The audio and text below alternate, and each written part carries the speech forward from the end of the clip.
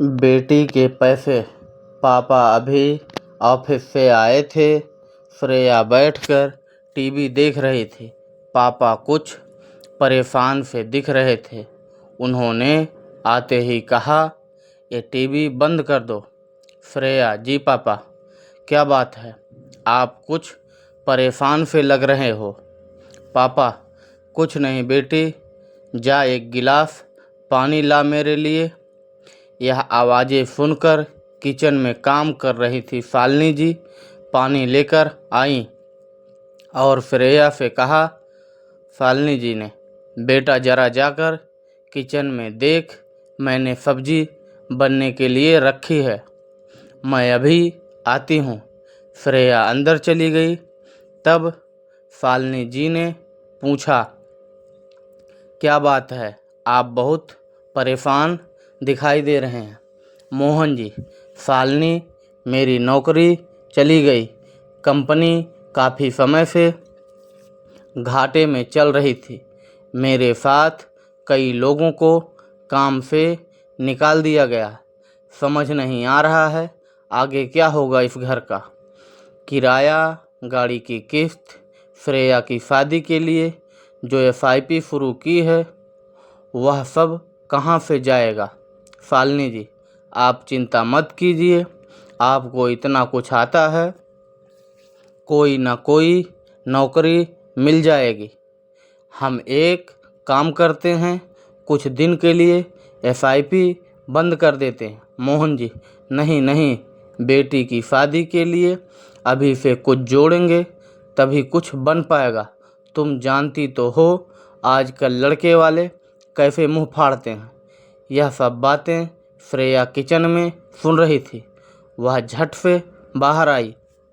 श्रेया, पापा आप मेरे लिए पैसे जोड़ना बंद कर दो। इसकी दो वजह है। एक तो जब तक मैं अपने पैरों पर खड़ी नहीं हो जाती शादी नहीं करूँगी।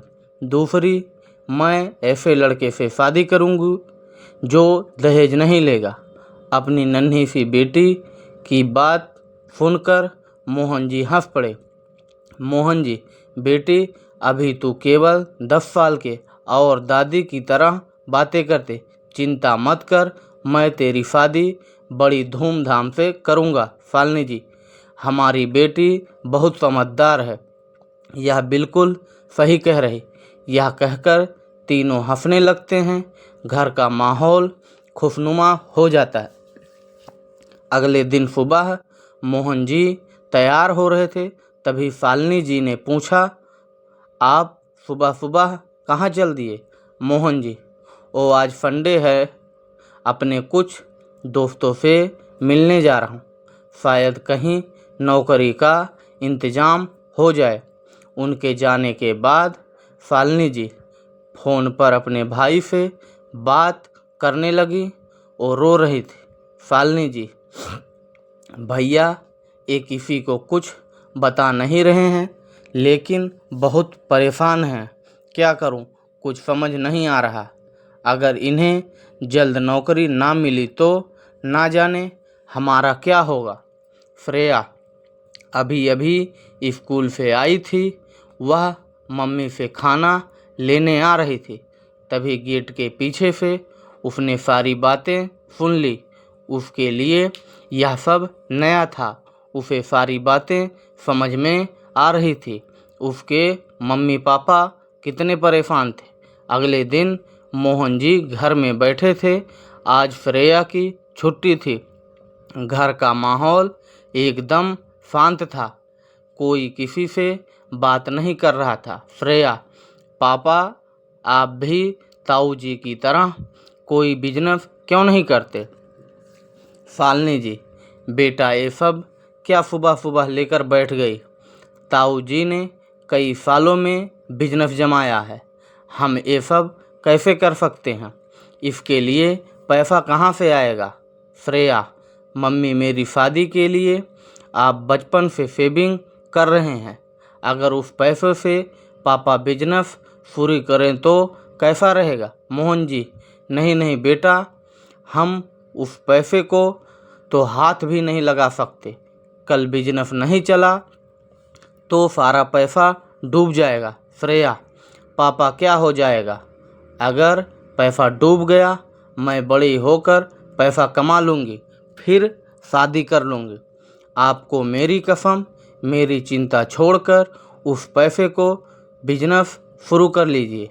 अगर चल गया तो हमारी सारी परेशानी दूर हो जाएगी। हम हमेशा परेशान रहते हैं। ताऊ जी और उनका परिवार कितने मज़े में रहते हैं। शालिनी जी, सुनिए जी, बिटिया मुझे लगता है ठीक कह रही है। अभी तो काफ़ी समय है, हमें ये करके देखना चाहिए। क्या पता ऊपर वाले की भी यही मर्जी हो। काफ़ी समझाने के बाद मोहन जी बिजनेस के लिए तैयार हो गए। अगले दिन से उन्होंने अपने दोस्तों से सलाह लेना शुरू किया। कुछ ही दिनों में उन्हें बिजनेस के लिए आइडिया मिल गया। उन्होंने बिजनेस शुरू कर लिया।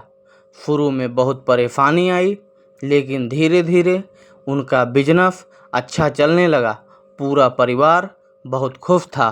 धीरे धीरे समय बीतने लगा। श्रेया ने बड़ी होकर अपनी पढ़ाई पूरी की और फिर वह पापा का बिजनेस संभालने लगी। एक दिन श्रेया ने पापा से कहा, पापा अब आप आराम कीजिए, इस बिजनेस को अब मैं संभाल लूँगी। मोहन जी, लेकिन बेटी अब तो तेरी शादी का समय हो रहा है। 1-2 साल में तेरी शादी करेंगे, फिर तू अपने घर चली जाएगी। तब यह बिजनेस मुझे ही संभालना पड़ेगा। श्रेया, नहीं पापा, यह बिजनेस मैं संभालती रहूँगी। मैं उसी लड़के से शादी करूँगी जो मुझे यह सब करने के लिए राजी होगा। मोहन जी और शालिनी ने बहुत समझाया, लेकिन श्रेया नहीं मानी। मोहन जी अब घर पे ही रहते थे। वे कभी कभी ऑफिस चले जाते और फिर घर वापस आकर बैठ जाते थे, लेकिन उन्हें अभी भी श्रेया की शादी की चिंता सताती रहती थी। एक दिन उनके घर के बाहर एक बड़ी सी कार आकर रुकी।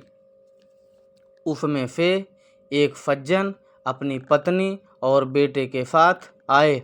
उन्होंने आकर मोहन जी से बात की। सज्जन, मोहन जी, हम काफ़ी समय से आपकी बेटी के साथ बिजनेस कर रहे हैं। आपकी बेटी हमें बहुत अच्छी लगी। मैं अपने बेटे की शादी आपकी बेटी से करना चाहता हूँ। अब यही मेरा बिजनेस संभालती है।